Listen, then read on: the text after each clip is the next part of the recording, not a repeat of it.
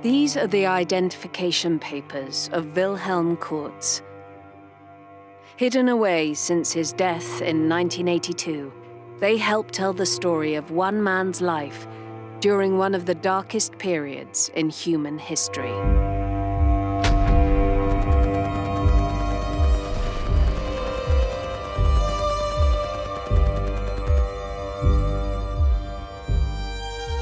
Born in central Germany in 1888, Wilhelm studied to become a teacher, but like so many of his generation, was called to serve in the First World War. From 1914 to 1918, he saw action on the Western Front, where he experienced the horrors of trench warfare and endured the loss of some of his closest friends. Unlike many of his comrades, Wilhelm survived the war, but returned to a defeated nation in the grips of political turmoil. Wilhelm would play no part in the violent political battles of the early 1920s, and instead would return to the classroom. But the coming of the Great Depression and the rise to power of the Nazis would alter the course of his life and history forever. What follows is the story of one man and his nation's descent into darkness.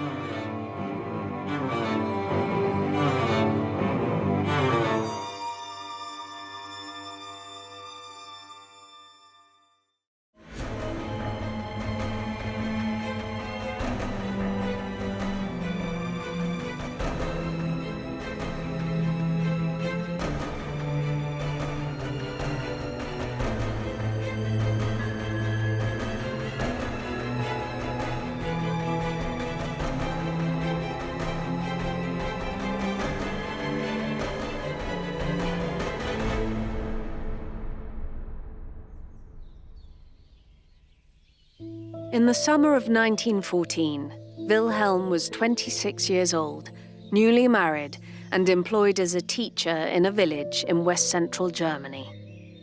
Unlike most German men his age, Wilhelm had not been called up for compulsory military service, but was nevertheless one of the 3 million men that made up Germany's reserves. For Wilhelm, 1914 was set to be a year like any other. But the murder of one man 1,000 miles away was about to change everything.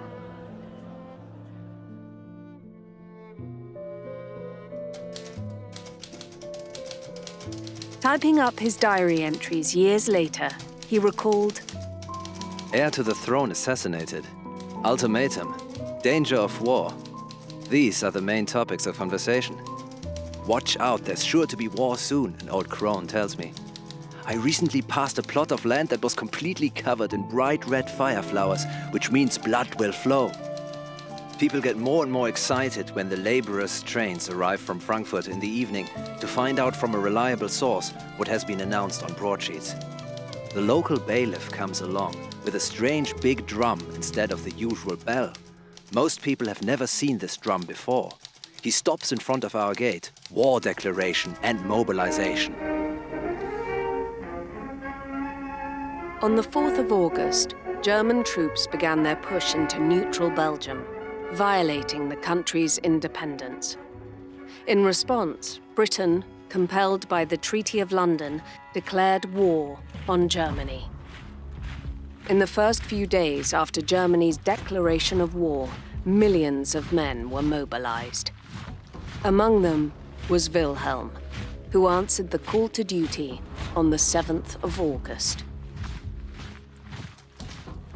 For us younger people who only know the war from books, an interesting time seems to be dawning.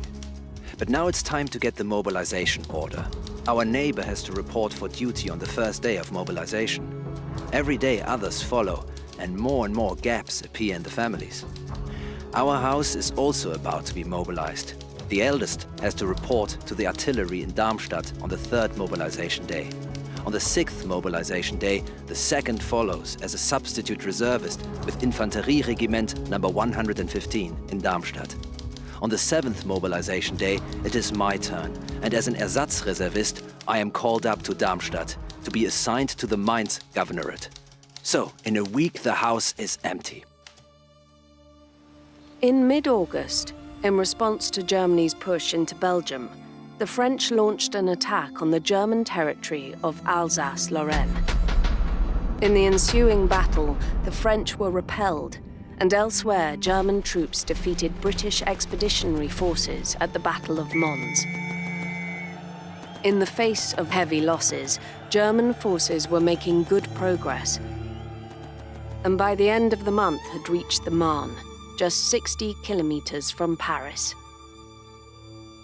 Despite these early victories, German forces were not able to achieve a decisive victory, and their advance was halted. Still in Germany, Wilhelm could only watch on, but on the 16th of September, he was declared fit for frontline service. On the 16th of September, we were mustered. Georg Haller, fit for garrison service. Paul Sommerlath, fit for frontline service. Me, fit for frontline service. Jost, fit for garrison service. Spatz, fit for garrison service. Helmut Haller, fit for garrison service.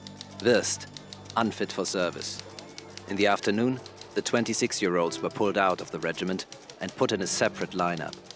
We were gradually introduced to military customs with drill, instructions, roll call, and so on. By December, after 2 months' training, Wilhelm was deemed combat ready. He was going to war.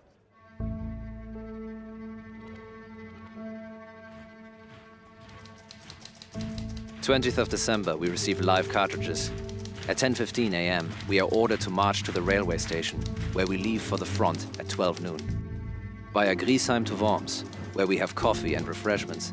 Then our train is attached to a transport of the 81st, and we continue to Ludwigshafen via Speyer to Germersheim, where we are given a hearty meal of rice soup and large quantities of meat. As Wilhelm and his comrades made the long journey towards the front, they were soon confronted by the harsh realities of war. It was to be the first of many encounters with death, a grim foreshadowing of the horrors to come. Before Schirmeck, we come across the first soldier's grave, where 2 comrades are resting. A simple cross commemorates the 2 warriors. At around 3:30 a.m., we land at the terminus at Bourg-Bruges. We spend the next few hours on the train until 7 a.m. As the railway guard tells us, we are only 3 hours from the French front.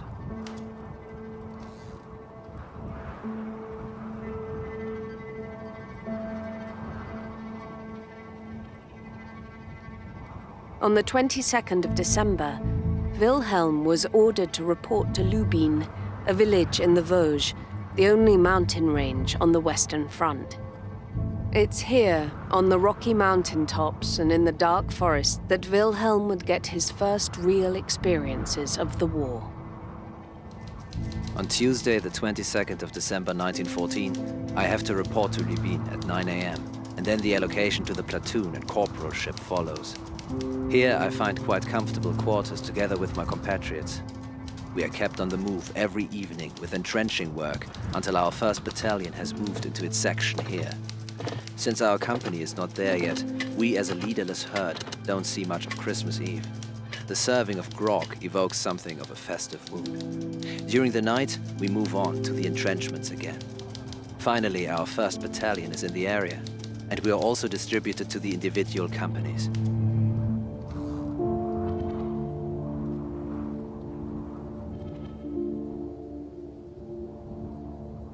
For Wilhelm and his fellow recruits, that first Christmas at the front was a subdued affair. But as the new year approached, he found himself manning a listening post, a dangerous position just a few meters from the French trenches. 31st of December 1914. Together with 6 men, I am at the Fichtenwald listening post, a listening post in front of the main position. 2 men are standing watch, 4 men are resting in the dugout. A hole in the ground with a few spruce poles, the walls sealed with gauze, a straw bed on the floor. A candle on a wooden stick in the wall illuminates this cave. Eating, writing letters, and so forth, as long as you're not on sentry duty. Just like at home, you often check your watch. Some people can't wait, and our shouts of Frohes Neues Jahr begin a few minutes before midnight. The Frenchie was very surprised and probably interpreted them as a war cry, because he opened a withering fire. After burning through a lot of ammunition, he calmed down again, and at 1 a.m. his Bonne Année could be heard echoing through the night.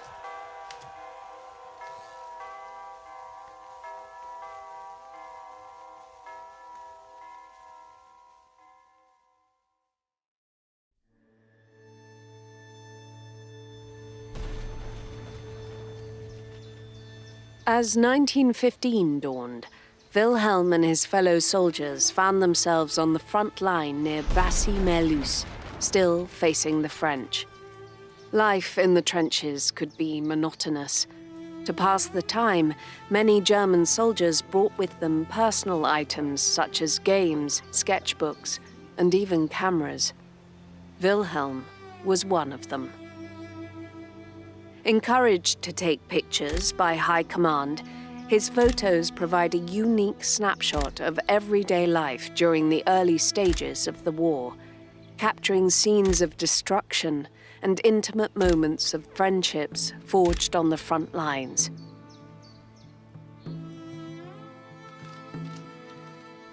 January 3rd, 1915. French shrapnel has been making our trench duty more unpleasant for a few days now. In my free time, I take a little walk around the posture to the 3rd Battalion to visit some old acquaintances. Here, the German and French trench sentry posts are less than 10 meters apart in places.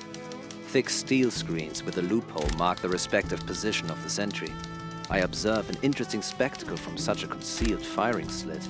From time to time, a French trench sentry puts his rifle to his shoulder, fires a shot into the air, ducks down again, reappears at another point and fires another shot. At another place, the German and French sentry throw stones at each other. Another Frenchman throws a loaf of white bread over. They shout all sorts of remarks at each other. I would have liked to watch for a while longer, but I have to get back to my company. Within a matter of months, the war on the Western Front had devolved into stalemate. Both sides were dug in, and combat was largely limited to sniper fire, artillery exchanges, and small-scale raids. But behind the scenes, discontented generals, unhappy with the direction the war was taking, were busy planning. The consequences of their plans would soon be felt by the millions of men stationed along the front. But for now, Wilhelm and his men were given the day off to celebrate their monarch's birthday. Kaiser's birthday celebration on the 27th of January. No work duty, only a field service, during which the church bells, those of Basse-Merlus, are heard again for the first time. Speech by the regimental commander.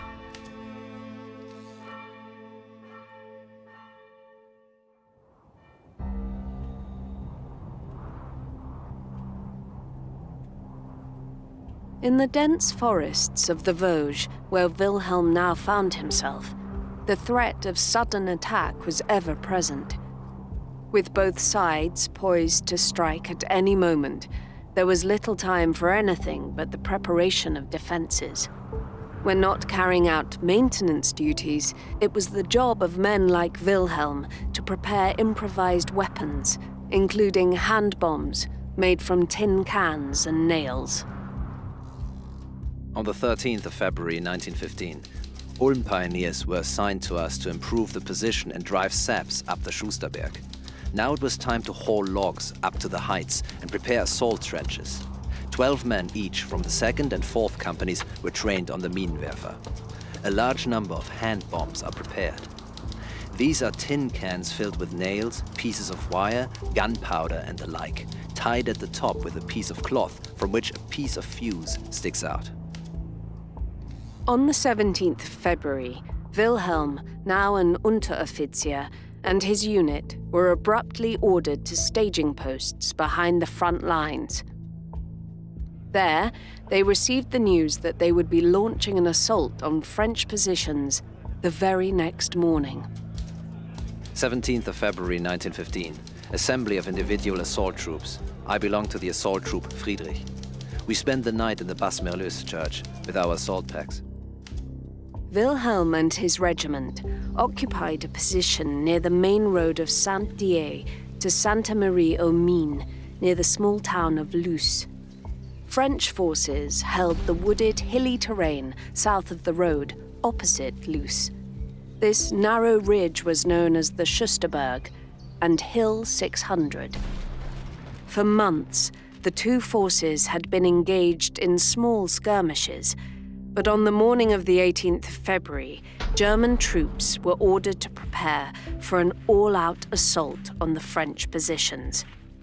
This would be Wilhelm's first real taste of combat. 18th of February 1915. Assault Group Friedrich takes up position in the trench of the 3rd Battalion before the attack. At 11 o'clock in the morning, our artillery begins destructive fire. It is gradually moved from trench to trench. We stand ready with fixed bayonets and our hand bombs at the ready.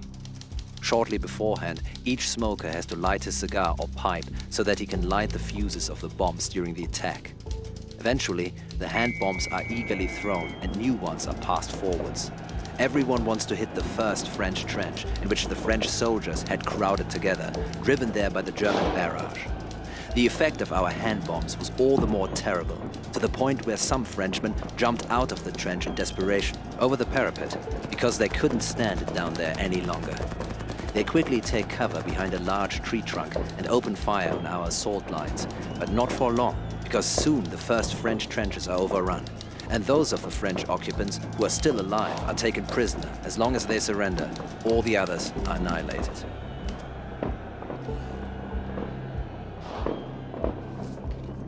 By the end of the day, Hill 600 was in German hands, but casualties were high. Wilhelm's regiment alone had lost over 100 men, and 45 were listed as missing. Having taken the position, Wilhelm and his comrades' task was now to hold it against French counterattacks, which were sure to follow.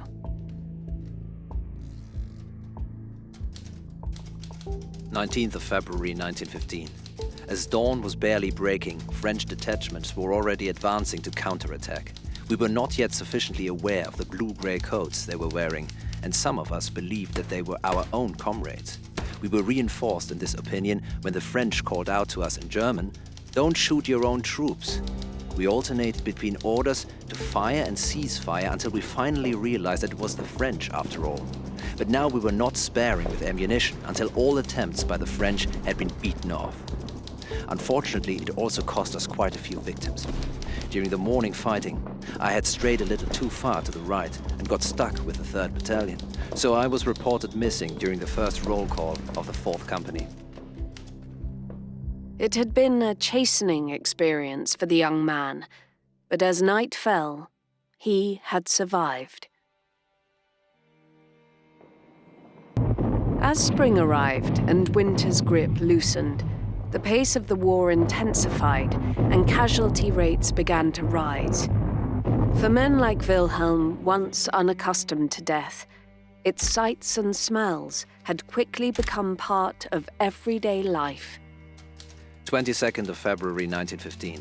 A French shell hit cost us 2 dead and 7 wounded. Likewise, on the 25th of February, a direct hit cost us 4 dead and 6 wounded. From the 18th to the 25th of February, our company alone has 62 casualties, including 24 dead. Shells had ravaged the earth, leaving it scarred and empty. No trees remained, only the debris of battle and the slowly decaying remains of the fallen. On the 22nd of March 1915, as we are driving the sap forward, we find a dead Frenchman from the 18th of February.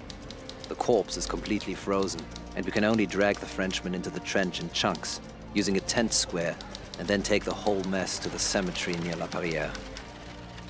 Dug in with only meters separating them, each side faced the constant peril of death. On the 14th of April, the 3rd Battalion alongside ours lost another 20 men, including 7 dead. Similarly, on the 16th of April, the group to our left in the front trench lost several men. One Unteroffizier's leg was shot off and he died while being bandaged. One man had several bullet fragments in both legs, so that he also died while being bandaged. Some comrades escaped with minor wounds. The Unteroffizier had just been on leave a few days earlier and got married there. There were also casualties from shells in Bas-Merlus.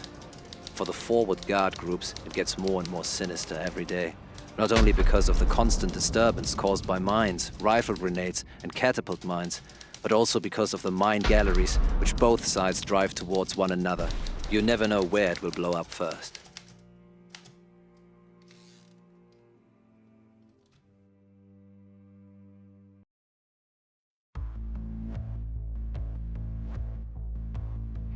In the spring of 1916, German High Command's gaze fell on Verden. Believing that a decisive victory here against the French could bring the Allies to the negotiating table, German forces started to prepare for what would be one of the bloodiest and the longest battle of the war.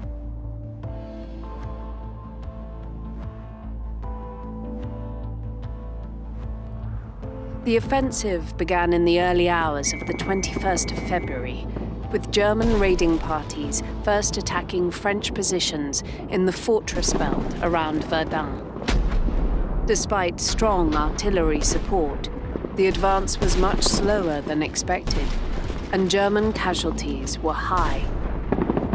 With German forces in need of replacement, Wilhelm's unit, the 81st Landwehr Infantry Regiment, was rushed from the Vosges to Verden.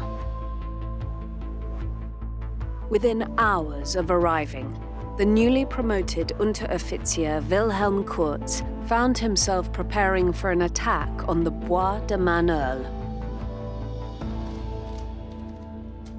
27th of February 1916. Advance across the Voivre plain begins.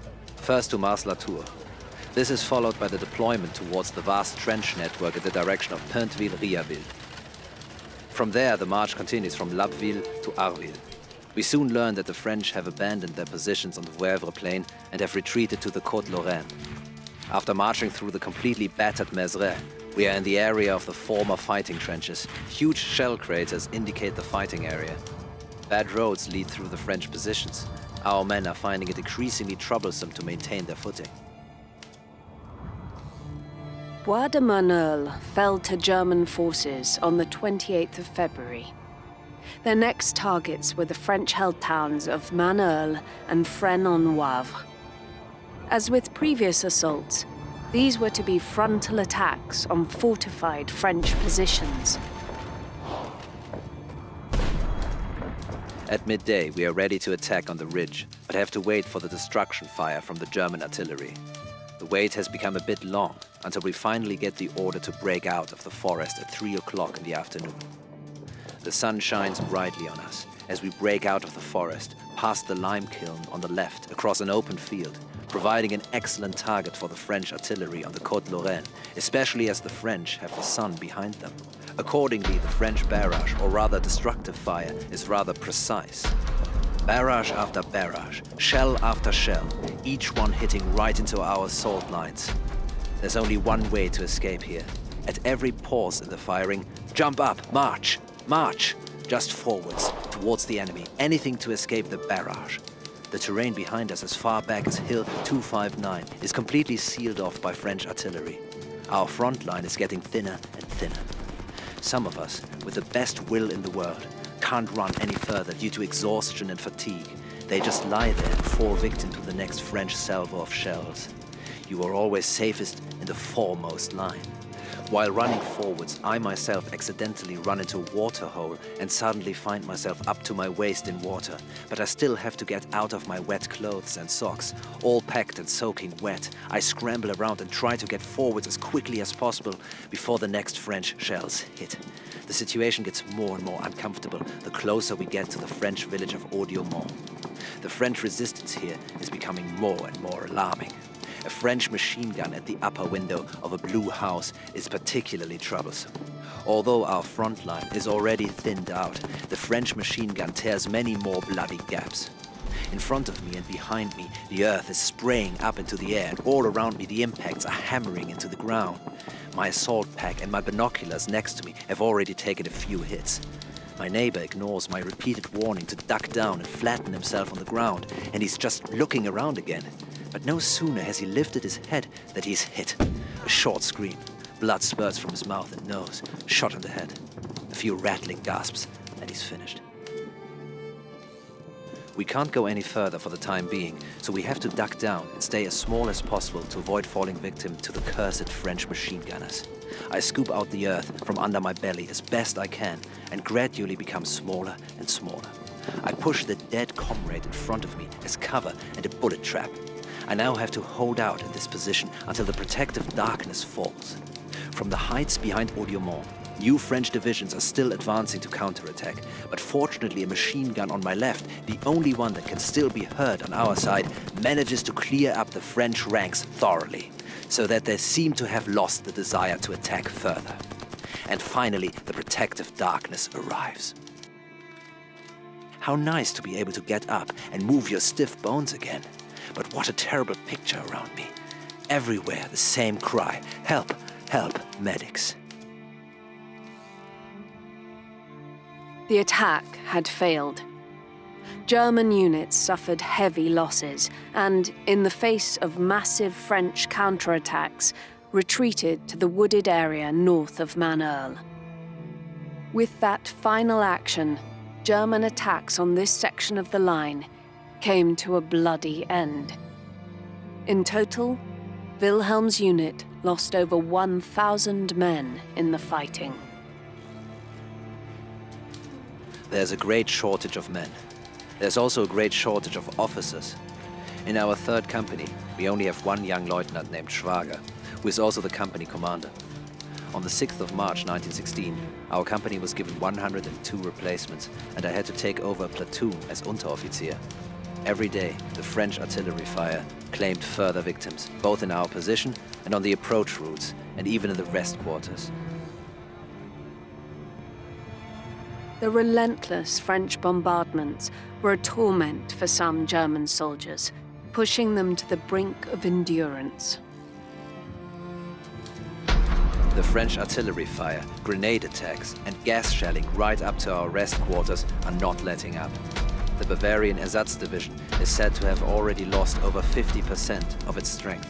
It's not getting much better here either, even though we've been moved back to Béziers. The French heavy artillery is hitting here more often and is costing new victims every day. Tough are the night reports from my squad leaders, old, loyal, tried and tested Unteroffiziers who, due to these continuous losses, often fetch me to their place of work all discouraged and hopeless. At the beginning of May, Wilhelm was allowed to go on leave, a rare occurrence in the German army. During his absence, he was promoted to the senior NCO rank of Offizierstellvertreter. Wilhelm's career was ascending rapidly, and by July his bravery had earned him the Iron Cross Second Class and the Hessian Bravery Medal.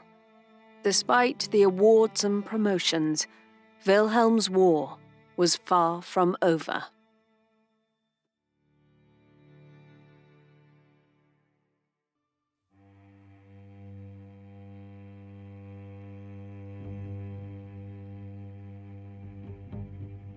At the start of 1917, Wilhelm found himself in command of a trench mortar section, a Minenwerfer-Abteilung, and was billeted in the French town of Isère, a few kilometers behind the front lines. There, not for the first time, he came into contact with French prisoners. The French prisoners are also housed here. Their fate here is particularly bad and sad, as they have to be treated particularly badly as reprisals for the terrible treatment of our captured German comrades in France. The French have to spend day and night locked up in a wire pen in the open air on a damp meadow.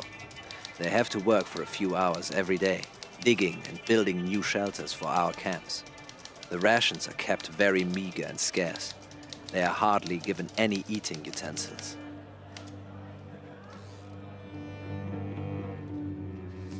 By February, Wilhelm and his comrades in the mortar section were back on the front line. There, once again, they found themselves facing the nerve-wracking reality of positional warfare, where every day brought the same relentless cycle of attacks and counterattacks, and the ever-present threat of a mine detonation. On Monday, the 5th of February 1917, a French mine was detonated under our heavy Minenwerfer at the railway trench. The blasting crater is 31.5 meters in diameter and 12 meters deep. Busy patrol activity now begins again in our area. Besides us, our comrades bring in 26 captured Frenchmen, and on the 11th of February, they capture a French MG.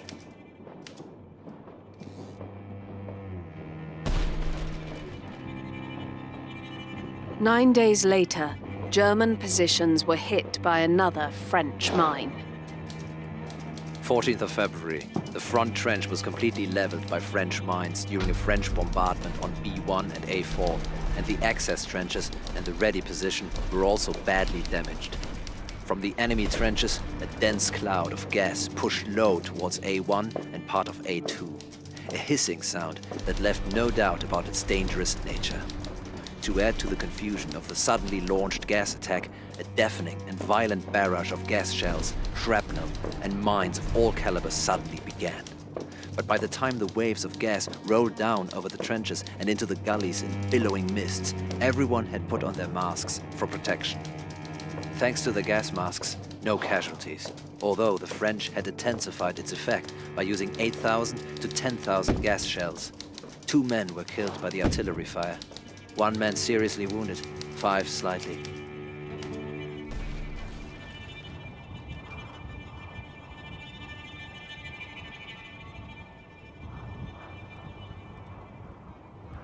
In September, Wilhelm was promoted to Lieutenant. He was now in command of the Minenwerfer Abteilung of 2nd Battalion. Around this time, Wilhelm and his unit was withdrawn from the Verden sector and redeployed back in the Vosges Mountains. Unknown to the men, however, their journey would take them to the Sundgau, a relatively quiet front in Alsace, near the Swiss border. On the 24th of November 1917, we observed a French undertaking in our neighborhood at Ammertsweiler. At 3:05 a.m., the French laid down a destructive fire. At 5:05 a.m., our infantry requested a barrage fire by means of red signals. The relay via Bernweiler went very smoothly. During the reciprocal firing, we observed explosions and detonations several times in succession at one point in the French trench, as well as a continuous going off of various flares in multiple colors and shapes, including a wonderful starburst. Even at the quiet Sundgau front, danger was omnipresent. Between 2 and 6:15 a.m., 175 shells were fired at the trenches from the north right, followed by a further 500 light caliber shells in the afternoon and into the night. The Heidweiler section had been largely spared from artillery fire until now, but this is now changing. 250 shells hit the forward area. Fire raids of about 30 shells on the valley ditch followed. Sundgau Graben 1 received 200 shells. From 6 o'clock in the evening, mines and heavy calibers of 15.5 and 22 centimeters were used against our front. Shrapnel balls patter through the trees of the Chateau Park, while at the same time the German artillery positions were being fired upon. The situation is looking grim. The projectiles howl thick and fast over Heidweiler. We sit in our tunnels and wait.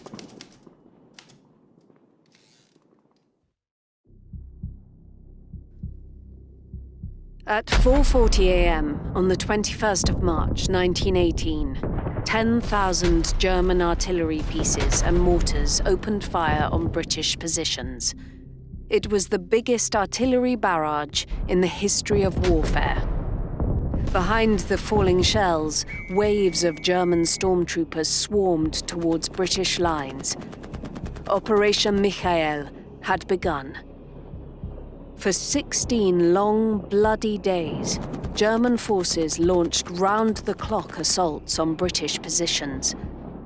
Casualty rates on both sides were enormous, and thousands of British soldiers were taken prisoner. On the 5th of April, Operation Michael finally came to an end. Advancing 40 miles, the Germans had captured some 1,200 square miles of ground, the most taken since 1914. Despite this, the offensive was a strategic failure. Key targets remained in Allied hands, and the British Army was still intact. Despite Michael's failure, a second offensive, Operation Georgette, was launched against British lines in Flanders just 4 days later, on the 9th of April. This time, the target would be the strategically important French town of Hazebrouck. It would be Wilhelm's turn to face the British.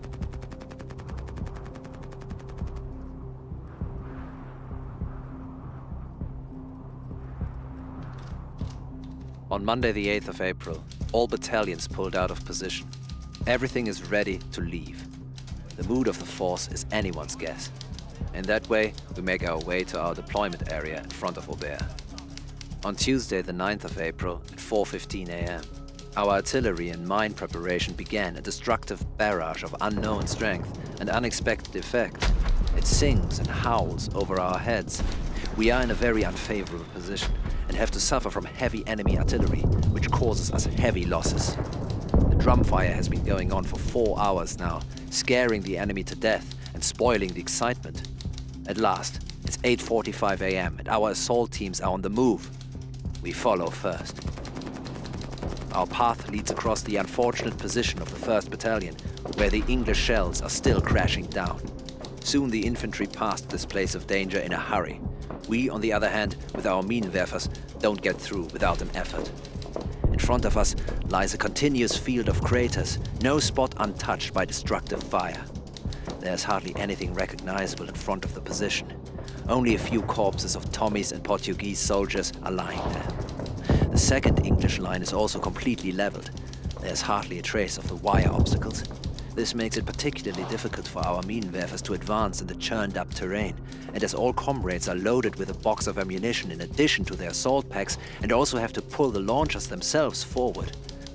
At last we have reached our destination line, and now we get some help, namely from the first of the captured Tommies. They are stopped immediately and have to lend a hand and help us pull. This gives my men a chance to catch their breath. Our artillery also wreaked havoc in the enemy's 3rd line and did a great job. Crater after crater, mostly of the larger size. We are presented with gruesome and interesting pictures here in the center of the English battlefield. Some seriously wounded lie in a crater waiting to be transported back. Is it still worth helping anyone? You help as best you can as you pass by. Many a tree branch or wooden post or whatever I can find is handed to one or the other as a support. And how grateful such a person is in his helplessness.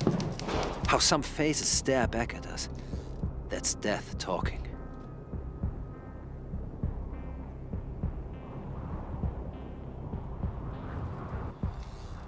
Germany's attempt to break through had exhausted its army, and the advantage now irreversibly passed to the Allies.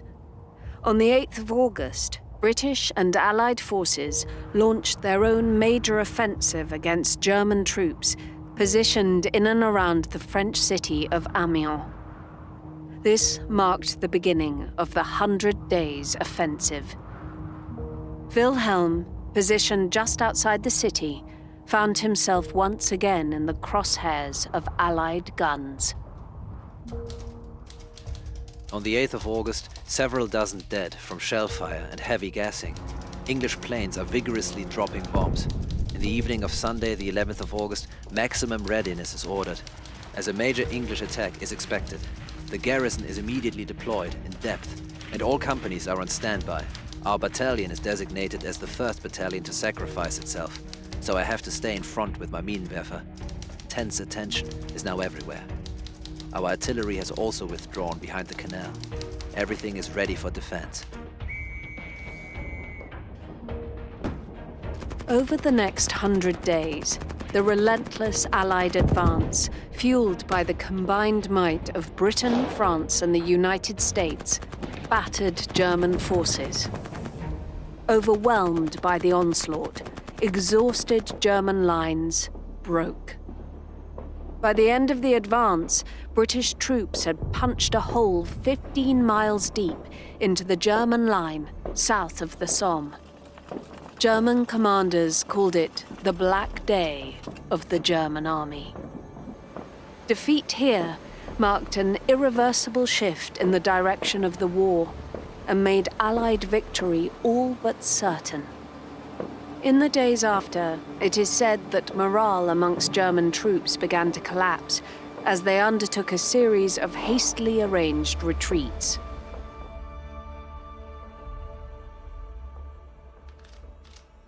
First of October 1918. The official retreat begins.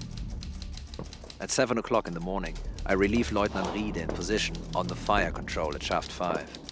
In the afternoon, the watchword "Autumn begins" is given, and all the remaining Minenwerfers with ammunition are immediately brought to the rear. On Wednesday, the 2nd of October, we reinstall our Minenwerfers. Massive explosions signaled our imminent retreat. The vibrations and detonations are monstrous.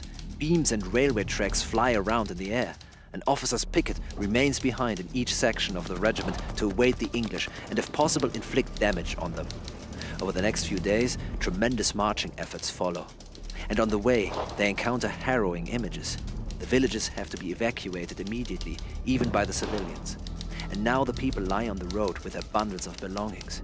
The further you get back, the more the villages are overcrowded with evacuees, and none of them know where to put their bundles in the rush.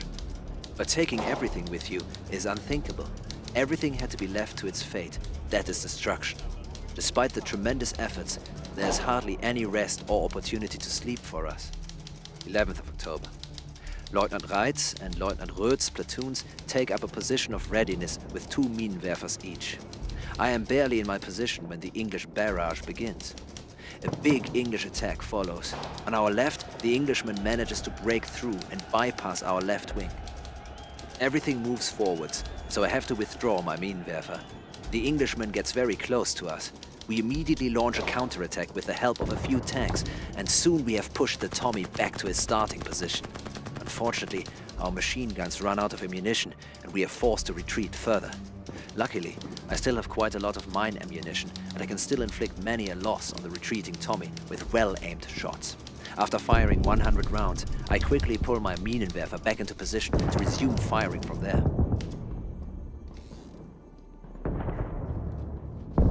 As October wore on, the fighting grew increasingly desperate. The German army, now a shadow of its former self, fought with grim determination, attempting to stall the relentless Allied advance and establish a stable defensive line. 14th of October 1918. After a heavy barrage of gas from the English artillery, I noticed that the English planes can drop their bombs undisturbed without any German aircraft being seen here at this time. Hundreds of dead Englishmen from the attack the day before still lie scattered in front of our lines, and it seems to us that the English have lost the desire to attack us, at least for today. Freezing and starving, we lie here defenseless in the cold, wet shell holes. There's hardly any food available. In addition to the incessant English artillery fire, you are plagued by the constant rain. These are the worst hours I've experienced in the war so far. Drum fire, gassing, rain, and cold. Even the strongest nerves can't stand it. The subsequent English attacks sometimes go so far that it is often only a question of minutes or even seconds who will keep the upper hand and who will be taken prisoner by the other. 16th of October, the barrage continues unabated. Like animals, we are writhing around in the craters in the ground. The situation looks increasingly bleak and hopeless for us. The English artillery occasionally sends very heavy calibers into our infantry lines for a change. 17th of October, endless drumfire, gassing, and infantry battles in the familiar variety. Today my Vizefeldwebel Möpfner returns from leave, and I can finally be relieved for a short time. In a sheltered, bombed-out cellar in Aspe, I can dry off again, warm up, and get a good night's sleep. And the following night we continue back to Montchaud under heavy enemy fire. Here we only find cold, empty rooms and cellars. Despite the cold and restlessness, we are simply overcome by sleep, and how good it is to rest on the bare, cold earth. The food arrives so late in the evening that we save it for the next day. Unfortunately, the beautiful sauerkraut with the meat is completely spoiled the next morning. Only the couple of potatoes have to satisfy our hunger. Changing clothes and laundry is completely out of the question here, as the baggage is so far behind that there is no chance of it getting here. So you pass the time by catching lice. One village after another falls victim to destruction, especially by the English artillery. Unfortunately, the bad weather and the vermin make the couple of hours of rest even more miserable. On Monday the 21st of October, I had hardly chosen suitable places in the Hermann position when we were alerted to another counterattack. The battalion had to advance, and I had to bring up 4 Minenwerfers again. We can observe the advancing English columns in closed formation very well as the advancing English artillery with their ammunition columns accompanied by the English officers on horseback. They can go their way undisturbed without being bothered by our artillery. Without binoculars, we can see how the English are occupying the entire ridge to our right. Anger and despair overwhelm you when you have to watch something like this without doing anything. With only a couple of men and few weapons, one has to let all this happen with impunity. Wednesday the 23rd of October. Again and again, the British infantry set off on another assault, but each time we managed to hold off the English attack or throw them back. However, it is becoming increasingly difficult for me to keep my few men under control in this situation, especially as the barrage is getting stronger and stronger. It makes them want to run away. The casualties are mounting and the ranks are thinning. The infantry companies only have 7 to 20 men left. Under the relentless shelling, Wilhelm and the remnants of his regiment were pulled back from the front lines on the 25th of October. In the following days, they retreated into Belgium, seeking respite from the overwhelming Allied onslaught. The once proud regiment, now a battered and depleted force. While whispers of unrest back home had occasionally reached the front, it was only now that Wilhelm became truly aware of the growing political unrest stirring in Germany. 3rd of November 1918. We are already in Belgian territory. You can see very clearly that the Belgians are much cleaner, tidier, and much more obliging. Here we hear the first conversations leaking out, as if things were no longer quite right at home, and various elements at home no longer wanted to participate in it all.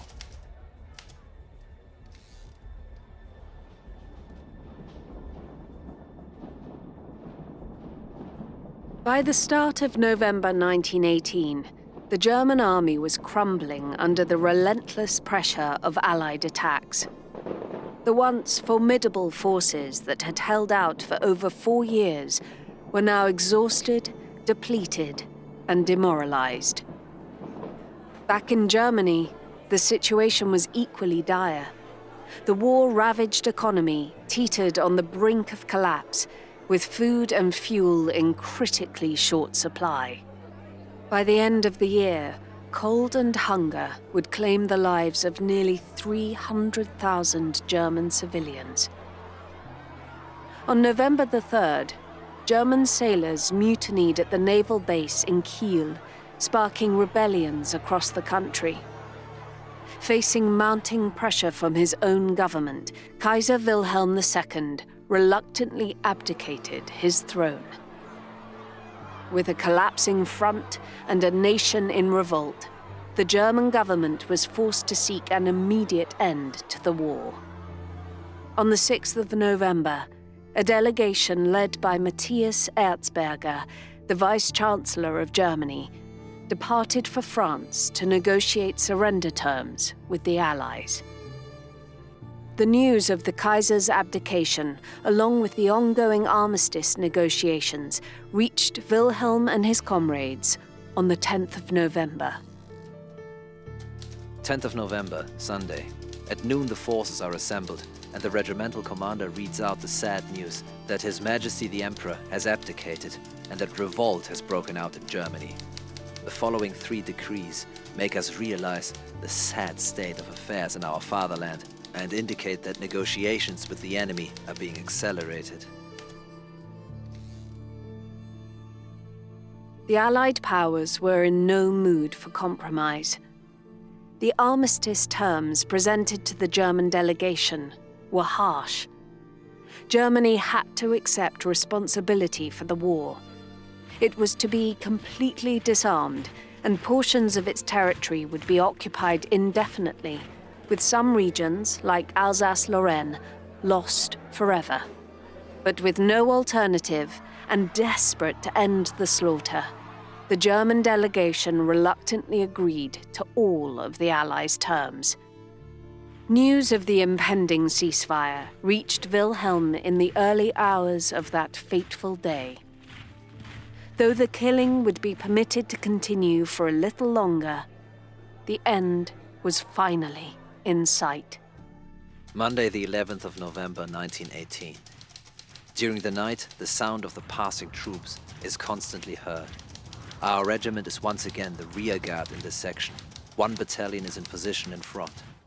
Finally, around 9 o'clock in the morning, the ceasefire is announced. At 11 o'clock, in their exuberance, English airmen once again bombard us and spray our road with machine guns. In the afternoon, I take another walk to Edingen, where I had been hospitalized a few weeks ago. How the cityscape has changed here in the last few days. It looks desolate and sad. The picture on the street was no less sad.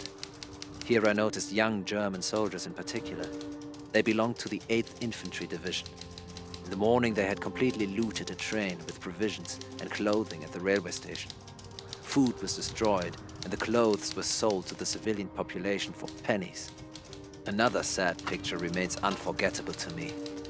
German soldiers walking arm in arm with Belgian civilians through the streets, all heavily drunk. Still complete silence, a deep dejection, even indignation about the troops, especially those back home, is noticeable. And again we ask ourselves the angry question, have we endured the greatest dangers and efforts for more than 4 years to find such conditions at home, in the homeland that we have protected for so long with our lives and our health? The following day, German forces began withdrawing from their most forward positions, falling back to reserve lines to begin the initial stages of demobilization. For exhausted soldiers like Wilhelm, this meant a long journey through the devastated battlefields of Europe, returning to a Germany that many didn't recognize. Tuesday the 12th of November, 8 o'clock in the morning. The regiment to Leenbeek. Good march in clear weather. The further we get into the rearward position, the more saddened we become by the sight of the disgraceful behavior of the German pigs behind the lines. Halle and Brussels are mentioned to be particularly bad. There, the hordes of pigs roamed the local streets like gangs of robbers, looting and plundering wherever and however they could. Shoulder boards and badges were torn off the officers' uniforms there. The entire Army High Command 6 has submitted to the Soldiers' Council in Brussels. The astonishment of our men, who are still marching in perfect order and discipline, is growing ever greater. All those who have recently lived through such difficult days are, without exception, of the opinion that they will not tolerate such wretched conditions in the sad fatherland. Nobody will put up with it. Finally, on the 18th of November, after 3 days marching, Wilhelm and his men arrived back in Germany, entering the historic cathedral city of Cologne. It was under the shadow of the cathedral's spires that Wilhelm and his unit received their final orders before beginning the last leg of their journey back home to face whatever future awaited them. Here all the houses are lavishly decorated and festooned. Pretty girls and small children share flowers, cigarettes and gifts of love one last time. A marvelous welcome for us with cheers and hurrahs. Only in one house can you see a red flag. Under another, there are a couple of small red flags in the window.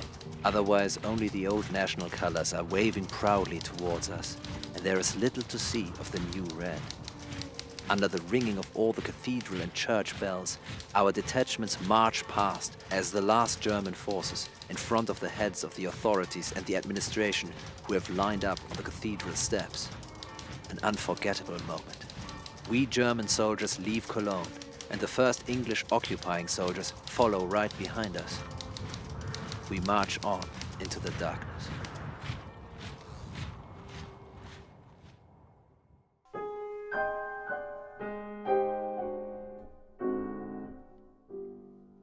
By 1929, Wilhelm was 42 years old, father to a 14-year-old daughter, and Germany was a liberal democracy.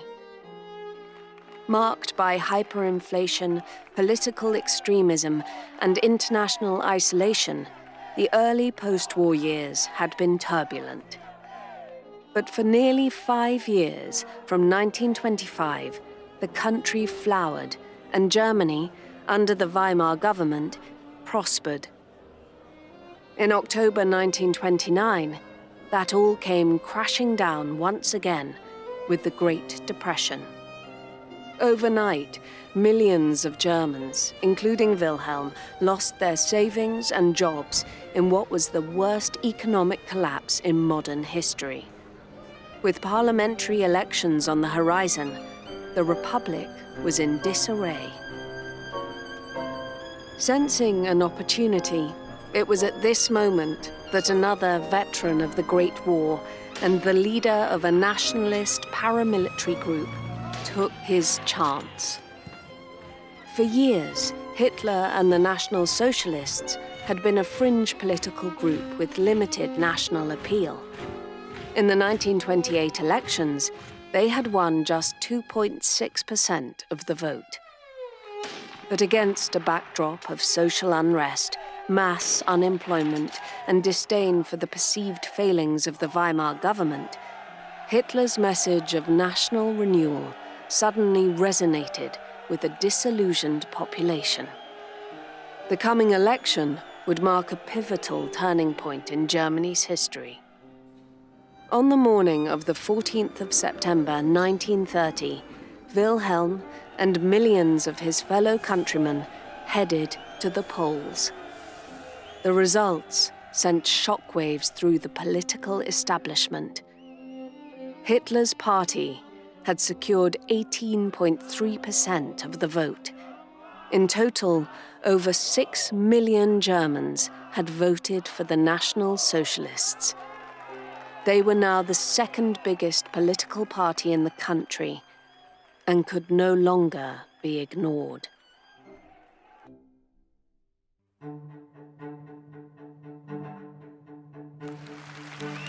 By 1934, the Nazi Party consisted of nearly 5 million members, and Wilhelm was one of them. Hitler, having been appointed to the role of Chancellor by the ailing Hindenburg in 1933, had wasted no time in tightening his grip on power, immediately banning all other political parties whilst introducing the Enabling Act, a law granting him the authority to legislate independently of the Reichstag. The last flickers of democracy were extinguished with Hindenburg's death in 1934. On the 19th of August, Hitler declared himself combined president, chancellor, and head of the army. His transformation into Germany's supreme leader was complete. A chilling new chorus reverberated through the streets of German towns and cities.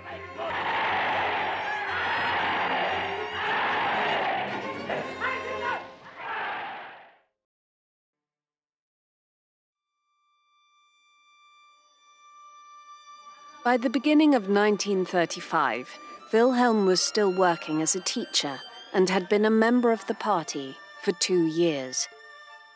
As part of a radical overhaul of government institutions, the National Socialists had begun a systematic program of Nazification. No element of German society was to be left untouched, including schools. Teachers, now under the authority of the Third Reich, were expected to join the National Socialist Teachers League and swear allegiance to Hitler. Curriculums were rewritten to reflect Nazi ideology, and educators like Wilhelm were charged with indoctrinating their students with unwavering obedience to the Führer. To achieve this, teachers like Wilhelm were required to attend training camps, where they were immersed in Nazi ideology and instructed on how to incorporate it into their lessons. In a letter written on the 14th of September 1935, Wilhelm apologized for arriving late and expressed his gratitude to the board for his time at one such camp. Report by the vocational school teacher Wilhelm Kirtz in Neu-Isenburg on the 26th seminar at the NSLB training camp in Mainz from the 2nd to the 14th of September 1935. If my participation in the training camp in Mainz took place at such a late date, I would like to say at the outset that this is not my fault, because I had already registered with my colleagues at the vocational school in Neu-Isenburg in the first survey after the opening of the camp. This was followed by 2 more registrations on my part, which were again not taken into account. In making this comment in advance, I would like to guard against the suspicion that I am also one of those colleagues who must now be ordered to participate. As far as the outcome of the training camp is concerned, I can unreservedly endorse the judgment of my other colleagues who have all been there and always come back full of enthusiasm, and who still have fond memories of the wonderful time. It is certainly an excellent opportunity to familiarize German educators more and more with the will of National Socialist Germany, and to allow every educator to immerse themselves more and more deeply in National Socialist thought, so that they can freely and unhesitatingly stand before the youth of the Third Reich at any time in order to help shape and educate them in the spirit and according to the will of our great Führer Adolf Hitler. These educational camps were designed with a singular purpose: to solidify the Nazi worldview as the bedrock of all learning. Children as young as 5 were indoctrinated through songs and stories, and membership in the Hitler Youth became compulsory for all German boys over the age of 10. The radicalization of Germany's youth was underway, and Wilhelm would play an active participant. The flag raising and hoisting in ceremony with the appropriate hearty motto reminded us anew every day that there can only be one symbol under which our life and work in the new Germany can take place. On the 15th of September, just one day after Wilhelm had sent his letter to the school board, the Nazi regime announced 2 new laws: the Reich Citizenship Law and the Law for the Protection of German Blood and German Honor. The Nuremberg Laws, as they became infamously known, marked a pivotal, deadly moment in Hitler's reign. For years, hatred and discrimination against Jews and other minority groups had been escalating. Now, Hitler had laid the legal framework to systematically strip these people of their rights and humanity.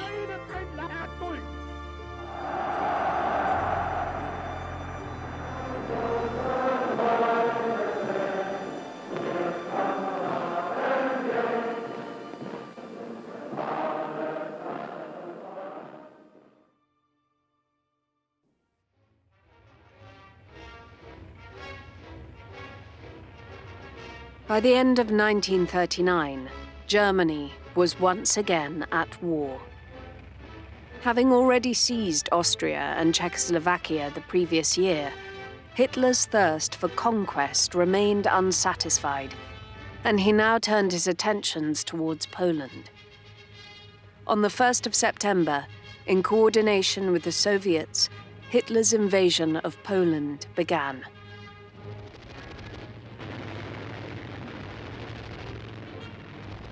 In response, Britain and France declared war on Germany. The Second World War had begun. Still a reservist, but too old to serve in the armed forces, Wilhelm could only watch on as the world plunged once again into war.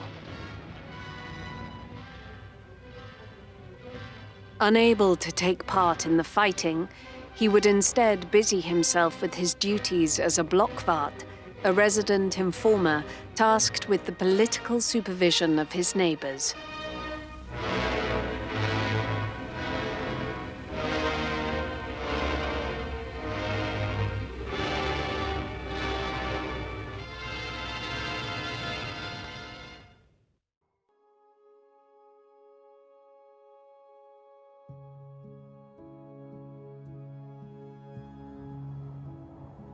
After 6 years of bloody conflict, the war had come to an end.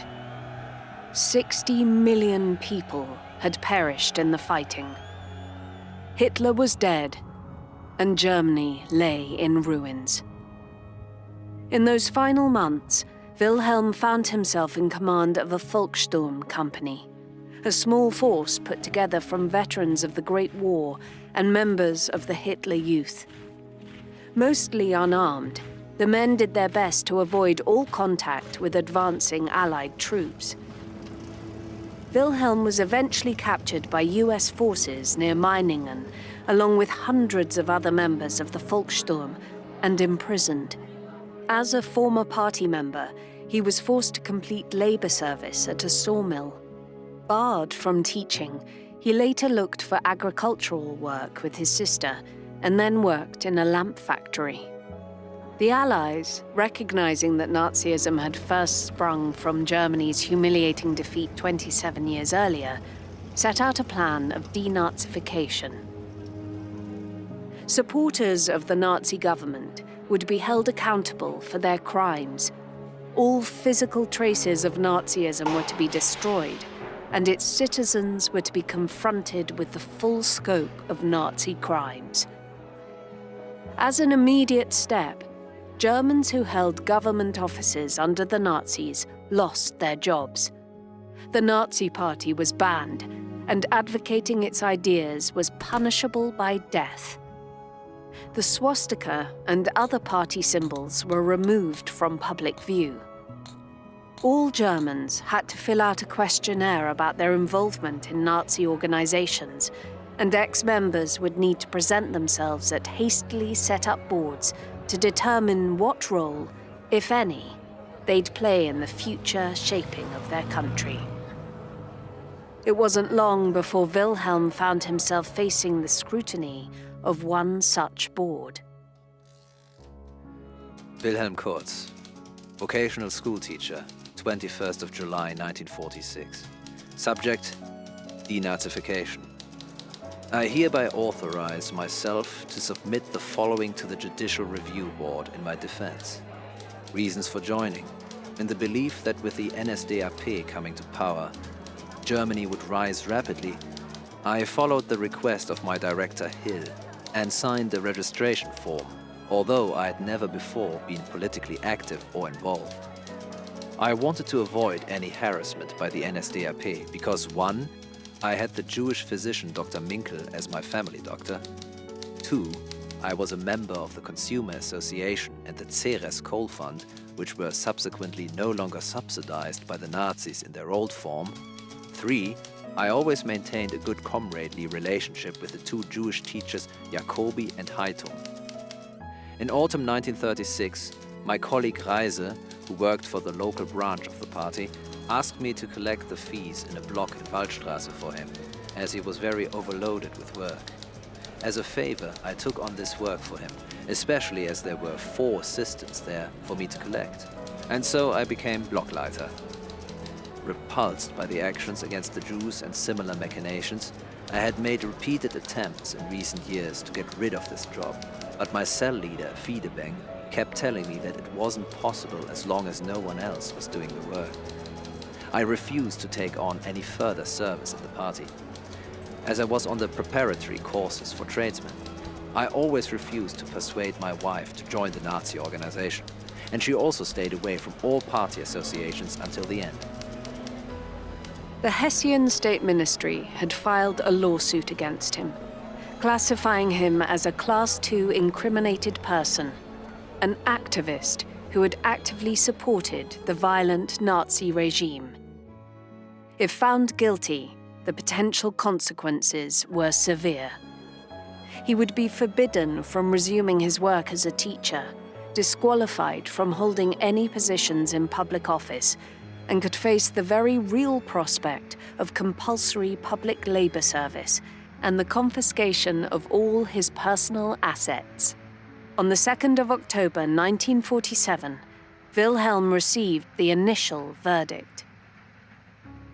The 2nd of October, 1947. I file a lawsuit against Wilhelm Kirtz, vocational school teacher. Reason: states that he was a member of the NSDAP from 1933 to 1945 and worked here as a Blockleiter from 1936 to 1945. He was also a member of the NSV in the Reichskolonialbund and in the NSRKB, where he was the social warden. According to the investigations, he was also a member of the SA Reserve II. As a troop leader, he was on the NSRKB's Führer Advisory Council, in the NSLB District Chairman for School Air Raid Protection, and Air Raid Protection Teacher, Untergruppenführer in the Reichsluftschutzbund. No other charges have been identified. It must be assumed that the person concerned promoted the National Socialist tyranny through his activities and is therefore jointly responsible for the consequences of these methods of violence. Kirtz must be counted among the intellectual co-leaders who, although they did not become visibly active, were nonetheless complicit to the same extent as the actual activist.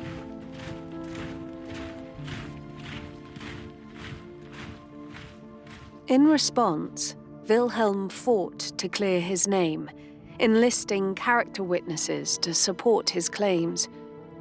They testified to his opposition to Nazi ideology, his involvement in the church, his support for critics of the regime, and his efforts to protect his men from harm during the Volkssturm deployment. He argued that his actions demonstrated a clear distance from the Nazi Party's violent agenda. Wilhelm's livelihood and reputation hung in the balance. It would take nearly 2 years until the state prosecutor formulated the final verdict. The person concerned had been working as a teacher since 1908. He had been working at the vocational school in Neu-Isenburg since 1920. The head of this school urged the teaching staff under his command to join the NSDAP as members. The testimony of the witnesses Werner, Dr. Dietz, Cheb, and Gross proved that the person concerned was tolerant towards those with different political views. In political discussions, they were able to openly express their rejection of National Socialist policies without having to fear being reported by the person concerned. The public prosecutor's office recognized that the person concerned had only marginally supported National Socialism. Judgment: the person concerned is a Group 4 follower. In accordance with Article 12, the following penalties are imposed on him. He must make a one-off special contribution to a restitution fund in the amount of 600 Reichsmarks. The costs of the proceedings shall be borne by the person concerned. Wilhelm was cleared. After paying the fine, he would be free to return to his profession and fully reintegrate back into German society. In the end, the results of denazification were modest. Of the 13 million Germans who filled out the questionnaire in the American zone, only 1,654 were convicted as major offenders.